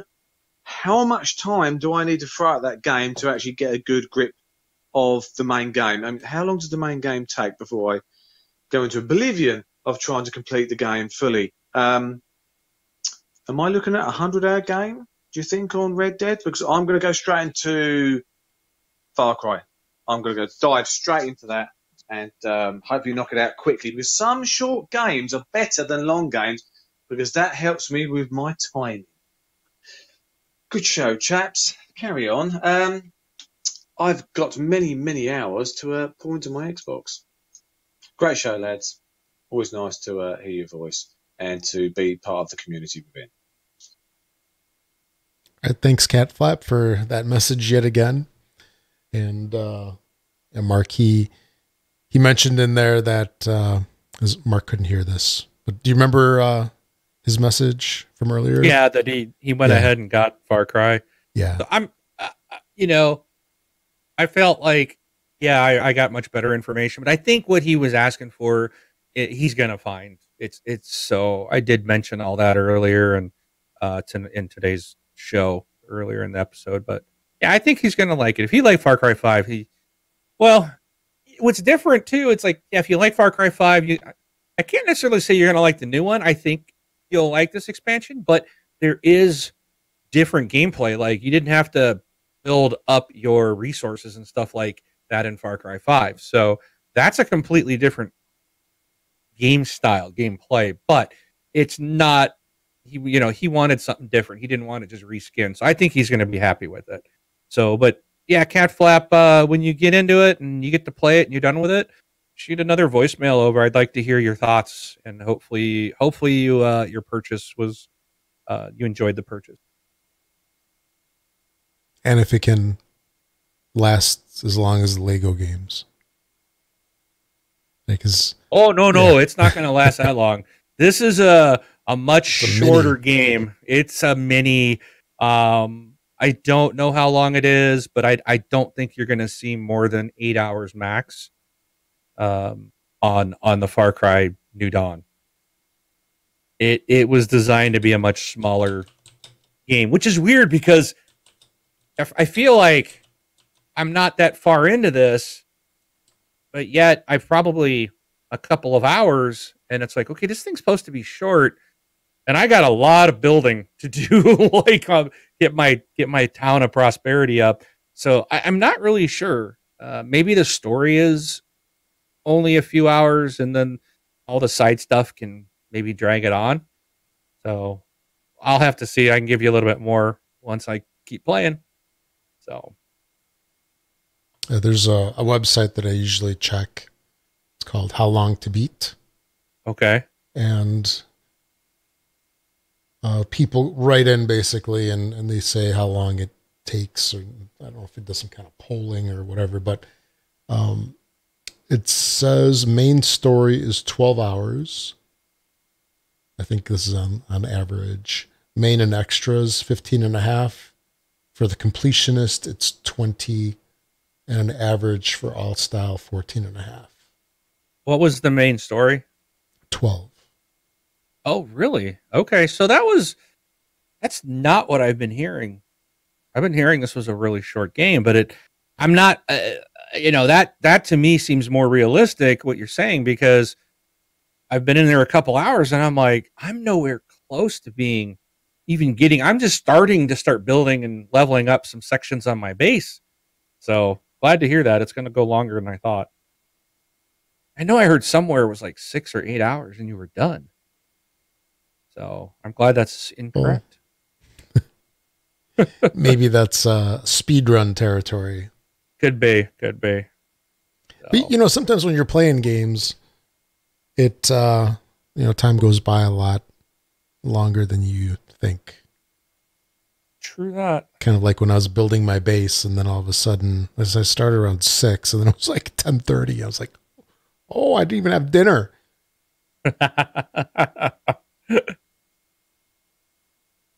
Your son's over there lying in a fetal position because he's starving. And why didn't you cook me dinner? That's what I'm saying, not what he's saying. I'm curious now. I'm going to see how much time do I have in the Far Cry. Pull that up. Let me check Far Cry 5. Far Cry 5 was a pretty long game.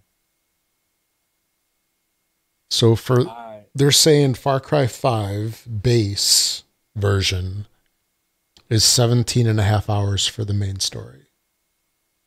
Wow. So this is still a pretty long. Main plus extras is 27. Completionist 41.5. This is weird. They actually don't have any stats on New Dawn. Like, it doesn't even show you how long I've played. That's kind of weird. Like, you go into the thing and you go to progress and down to stats, and it'll show you how many hours you've played. This game doesn't have any stats to show. Bizarre. See, Anthem should have them. Or actually, let me go. I'm curious what I did with Far Cry. Far Cry 5. Oh, I don't have it. If I go here, it should show. Yep, there's that Anthem beta you were talking about showing up in this list. Hide me. Hide me. Go away. So here's Far Cry 5. Go to the club. Progress. The stats.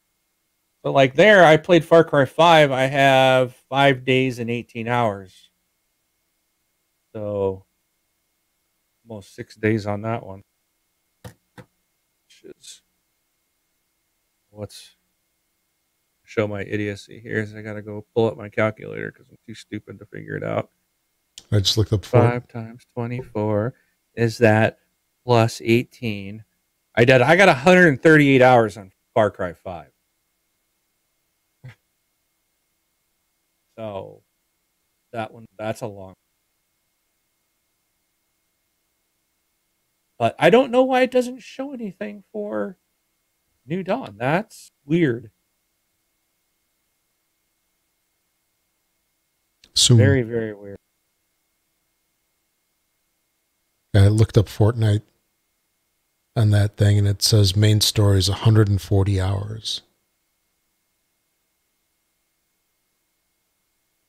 The 100 and what? 104. Fortnite on how long to beat. They say main story is 140 hours. You keep cutting out. All I get is 100 and something. 140 hours. Wow. That's a lot. Crazy. So there's a tracking website. I wonder if it shows how long you actually played. No. So That's now we gotta... that's those things where you don't necessarily even want to see it. I don't want to know. So Gems anyway. of War, I have 566 hours. Wow. That's probably my most played game ever. Even more than Spider Solitaire? Probably, yeah. I play Gems of War just about every day. I still like it. So, but anyways, we need to get rocking and rolling, my man. Yeah. Here, let's see.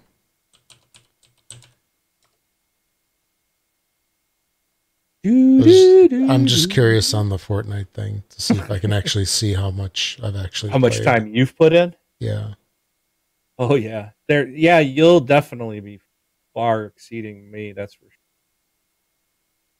I think I have Fortnite still installed. Yeah, I do. If I do this one, lifetime. Oh, this is. I think this is Battle Royale. This one doesn't show time played. That's weird. I thought it always did that. These stats are different. It must be different types of stats for the game. My base rating in that is 19. Let's see. Pull it. You are number 2 at 40, so your base rating is a 40. Wait, what are you talking about? On Fortnite, your base rating? Whatever that means. Must be your base is at a level 40. Drano's at a 40, so he's tied with you. Kamikaze's at 25, and I'm at 19 for Fortnite. I don't know. Let me look at your collection book. You're number 1 for collection book progress on my friends list. You have 103 items in your collection book. I only got 44. I don't know if that's right. I don't know. But anyway. Here, okay. Let's get rolling. Yeah. This is getting boring. Yeah. People probably are just, yeah. So you can catch us on Twitter by looking us up at This Xbox Life, or go to thisxboxlife.com/Twitter. It'll take you there. We have a Facebook group as well. If you're not a member of that, you can find it at thisxboxlife.com/Facebook.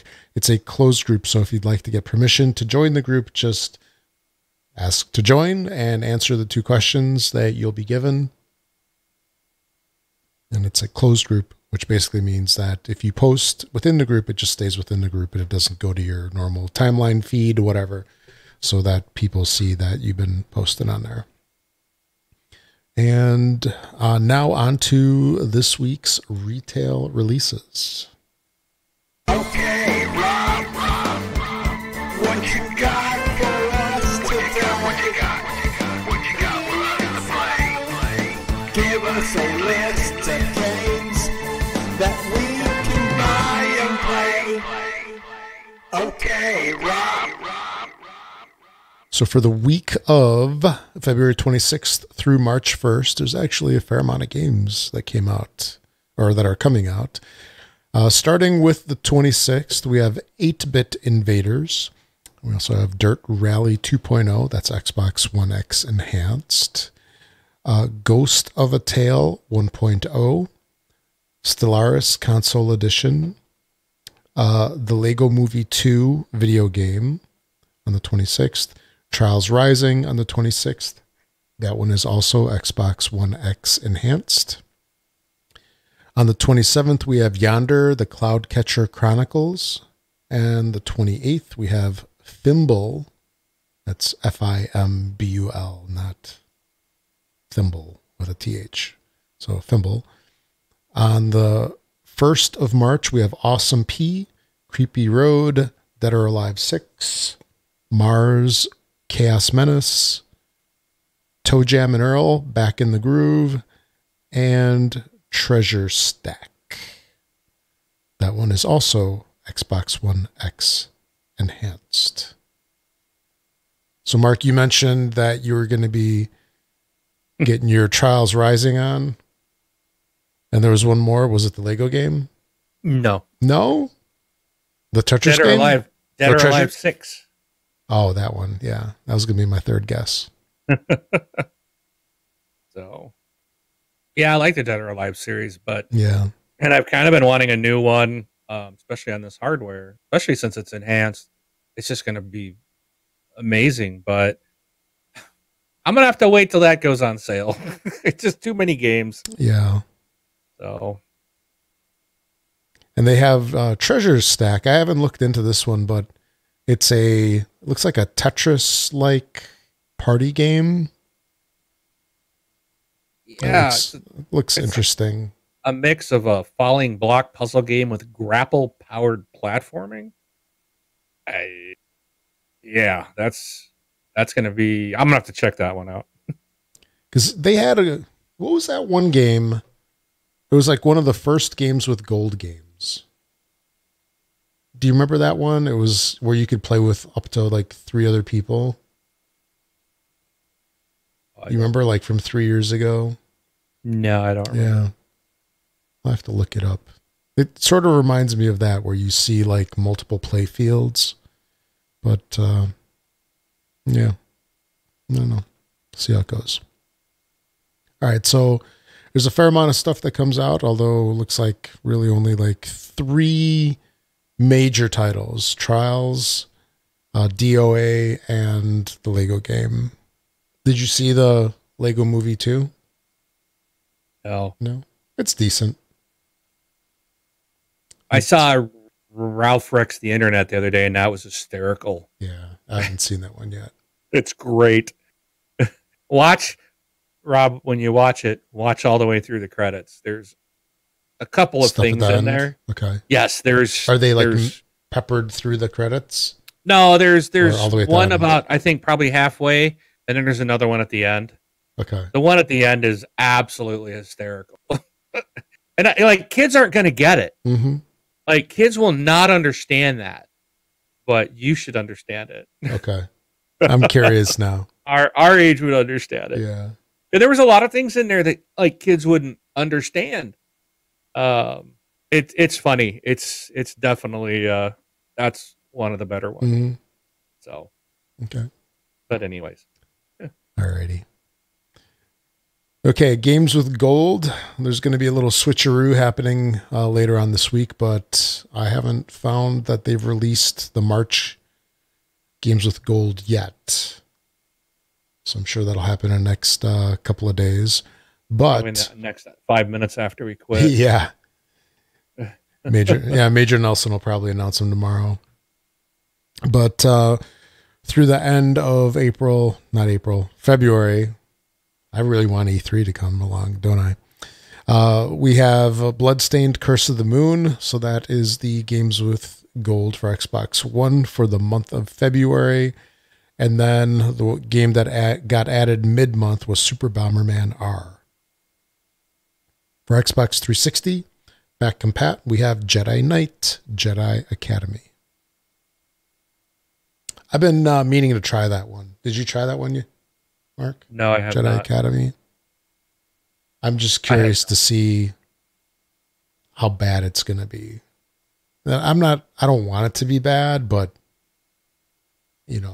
original Xbox game, how's it going to look? How's it going to play? We'll see. I don't know. Yeah.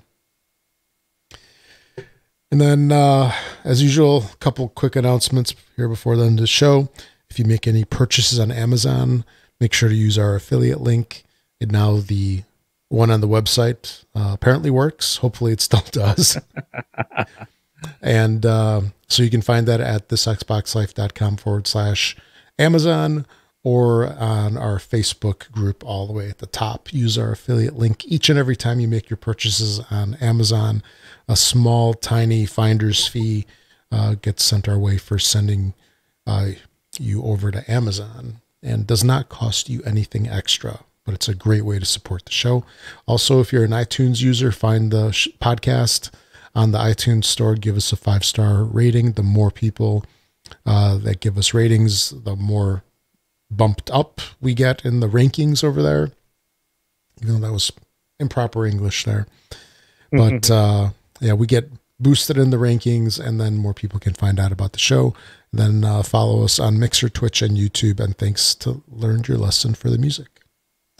So that is it for episode 517. Anything else you want to add before we close out the show, Mark? Or are you good? Nah, I'll come back though after 15th of March to talk about Division 2 if you'll have. All right. Oh, absolutely. You have a standing invitation whenever you want. All right. You can come on as often as you want. Sweet. All right. All right. My name is Rob, also known as Presar. Thanks for listening, everybody. I'm Mark, aka Wingman 709, taking off.